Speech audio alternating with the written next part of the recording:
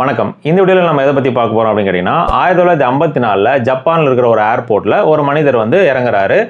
அவர் எந்த ஊர்லேருந்து வந்திருக்காரு அப்படின்னு சொல்கிறாரோ அப்படிப்பட்ட ஊர் வந்து இந்த உலகத்திலே கிடையாது. அது மட்டும் இல்லாமல் அன்றைக்கி நைட்டே அந்த மனிதர் வந்து மாயமாக வந்து மறைஞ்சிடறாரு.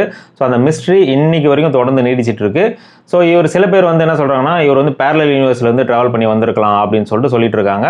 ஸோ அந்த மிஸ்ட்ரி என்ன, அவர் எந்த ஊர்லேருந்து வந்திருக்காரு அப்படின்றது தான் இந்த வீடியோவில் நான் பார்க்க போகிறோம். டோக்கியோவில் ஹனிடா அப்படின்ற ஒரு ஏர்போர்ட் இருக்குது. அந்த ஏர்போர்ட் வந்து எப்பவும் போல் வந்து பரபரப்பாக வந்து இயங்கிட்டு இருக்கு. ஸோ ஒரு நாள் காலையில் ஒரு மனிதர் வந்து அந்த ஊருக்கு வந்து ட்ராவல் பண்ணி வந்து இறங்குறாரு. அவர் வந்து தன்னை ஒரு பிஸ்னஸ் மேன் அப்படின்னு வந்து சொல்லிக்கிறாரு.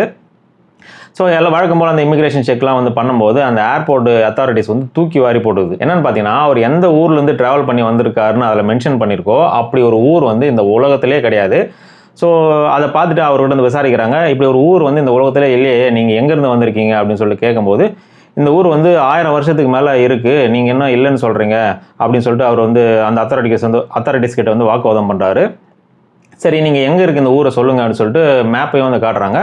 ஸோ அவர் பாயிண்ட் பண்ணுற அந்த மேப் பார்த்தீங்கன்னா யூரோப்பில் இருக்கிற ஃப்ரான்ஸுக்கும் ஸ்பெயினுக்கும் நடுவில் இருக்கிற ஒரு பாயிண்ட்டை வந்து காட்டுறாரு. அது மட்டும் இல்லாமல் அந்த பாஸ்போர்ட்டில் வந்து சீல் பண்ணியிருப்பாங்கள்ல, எந்த ஊர்லேருந்து ட்ராவல் பண்ணும்போது சரி இறங்கும்போது சரி அதை கரெக்டாக வந்து சீல் பண்ணுவாங்கள்ல. ஸோ அதே போல் அவர் எந்த ஊர்லேருந்து ட்ராவல் பண்ணாரோ அதனுடைய ஸ்டாம்பை வந்து அதில் கரெக்டாக பண்ணியிருக்காங்க. அந்த ஊர் வந்து டாரட் அப்படின்னு வந்து சொல்கிறாரு. டாரட் அப்படின்ற ஊர் வந்து இந்த உலகத்திலே கிடையவே கிடையாது அப்படின்னு சொல்லிட்டு இவங்களுக்குள்ள பெரிய வாக்குவாதம் வந்து பண்ணிட்டு இருக்காங்க. ஆனால் அவர் அந்த மேப்பில் வந்து சொன்னார்ல, இந்த டாரட் வந்து இங்கே தான் இருக்குது அப்படின்னு சொல்லிட்டு. ஆனால் அந்த மேப்பில் அவர் காட்டின ஊர் என்னன்னு பார்த்தீங்கன்னா, இப்போ நாம் இருக்கிற இந்த மேப்பை வச்சு பார்த்தீங்கன்னா அண்டோரா அப்படின்ற ஊர் தான் வந்து அவர் டாரட் அப்படின்னு வந்து சொல்கிறாரு. ஆனால் அவருடைய பாஸ்போர்ட் எல்லாமே செக் பண்ணி பார்க்கும்போது எல்லாமே வந்து பக்காவாக இருக்குது, எல்லா டாக்குமெண்ட்ஸுமே வந்து பக்காவாக இருக்குது. ஏன்னா ஒரு ஊர்லேருந்து ட்ராவல் பண்ணி வரும்போது எல்லாமே கரெக்டாக அந்த இமிகிரேஷன் செக்லாம் பண்ணி தானே வருவாங்க. ஸோ அது எல்லாமே கரெக்டாக இருக்கும்போது இவங்களுக்கு பெரிய டவுட் வந்து வருது. ஸோ அதனால் என்ன பண்ணுறாங்க பார்த்தீங்கன்னா, இவர் வந்து தனிமைப்படுத்தி இவர் வந்து தனியாக விசாரிக்கணும் அப்படின்னு சொல்லிட்டு என்ன பண்ணுறாங்கன்னா, தனியாக ஒரு ஹோட்டலில் ஒரு ரூமில் ஹை செக்யூரிட்டி, அதாவது நிறைய போலீஸ்காரங்களை வந்து செக்யூரிட்டியில் வச்சு அவர் வந்து லாக் பண்ணிடுறாங்க. ஆனால் மறுநாள் காலையில் பார்த்தீங்கன்னா அப்படி ஒரு மனிதர் அந்த ரூமில் இருந்ததுக்கான தடையுமே இல்லை.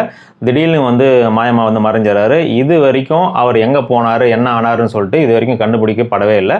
அந்த மிஸ்ட்ரி இன்னைக்கு வரைக்கும் இருந்துகிட்டே இருக்குது. ஸோ அதுக்கப்புறம் இந்த விஷயம் வந்து காட்டு தீ மாதிரி பரவிடுது. நிறைய பேர் பல கதைகளை வந்து சொல்ல ஆரம்பிச்சிட்டாங்க. இவர் வந்து பேரலல் யூனிவர்ஸ்லேருந்து வந்திருக்கலாம், இவர் வந்து வேற உலகத்திலேருந்து வந்திருக்கலாம் அப்படின்னு சொல்லிட்டு நிறைய கதைகள் வந்து சொல்ல ஆரம்பிச்சிட்டாங்க. ஸோ இந்த மிஸ்ட்ரியை வந்து அப்படியே விட்டுறாங்க. இதனோட உண்மைத்தன்மை என்னன்னு சொல்லிட்டு யாருமே வந்து கண்டுபிடிக்கப்படவே இல்லை. ஸோ அதுக்கப்புறம் பல வருஷம் கழிச்சு இந்த மிஸ்ட்ரியில் இருக்கிற உண்மைத்தன்மை என்னன்னு சொல்லிட்டு விசாரிக்கலாம்னு சொல்லிட்டு நிறைய பேர் வந்து ரிசர்ச்சில் இறங்குறாங்க.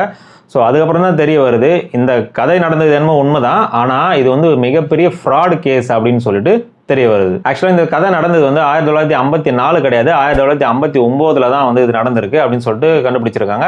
அது மட்டும் இல்லாமல் அந்த மனிதருடைய பெயர் வந்து ஜான் ஆலன் அப்படின்னு சொல்கிறாங்க. அவருக்கு வந்து ஒரு 36 வயசு இருக்கும் அப்படின்னு சொன்னாங்க.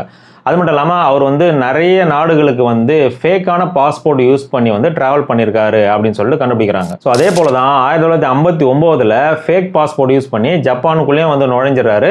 அவர் கூட ஒரு கொரியன் ஒய்ஃபும் வந்து அவர் கூட இருந்திருக்காங்க.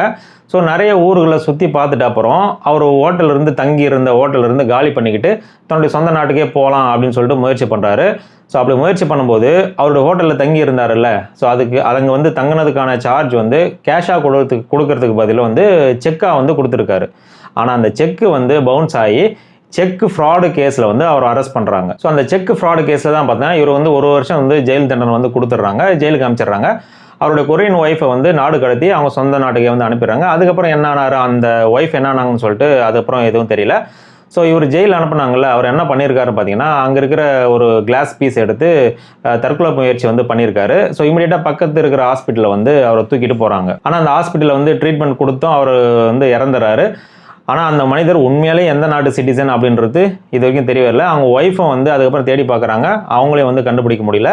ஸோ இந்த விஷயந்தான் வந்து என்ன ஆயிருக்குன்னு பார்த்தீங்கன்னா, காட்டு தீ மாதிரி பரவி ஒரு மனிதர் பேரலல் யூனிவர்ஸ்லேருந்து வந்திருக்காரு, திடீர்னு வந்து காணாமல் போயிட்டாரு அப்படின்னு சொல்லிட்டு ஒரு மிஸ்ட்ரி ஸ்டோரியாக வந்து பரவ ஆரம்பிச்சிடுது. ஸோ ஜப்பான் போலீஸ் என்ன பண்ணுறாங்க பார்த்தீங்கன்னா, இந்த கேஸை வந்து அப்படியே க்ளோஸ் பண்ணிடுறாங்க. அவரை பற்றின விஷயங்கள் எதுவுமே வந்து அதுக்கப்புறம் அவங்க என்கொயரி பண்ணவே இல்லை. ஏன்னா ஒரு மனுஷர் ஒரு ஃபேக் பாஸ்போர்ட் யூஸ் பண்ணி ஜப்பானுக்குள்ளே என்ட்ராகி 1 வருஷம் வரைக்கும் இங்கே தங்கியிருக்காரு.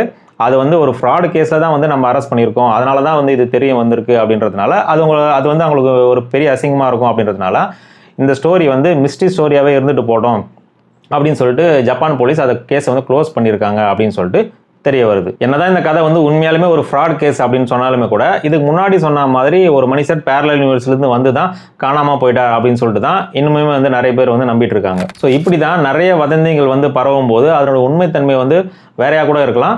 ஆனால் பரப்பப்பட்ட வதந்தியை தான் நம்ம உண்மைன்னு சொல்லிட்டு நம்பிட்டு இருப்போம். ஸோ இந்த வீடியோ பிடிச்சிருந்தா லைக் பண்ணி ஷேர் பண்ணுங்கள். உங்களுடைய கருத்துக்கள் என்னன்னு சொல்லிட்டு கமெண்ட்டில் மறக்காமல் சொல்லுங்கள். நம்ம சேனலுக்கு ஃபஸ்ட் டைம் வந்திருந்தீங்கன்னா சப்ஸ்கிரைப் பண்ணிக்கோங்க.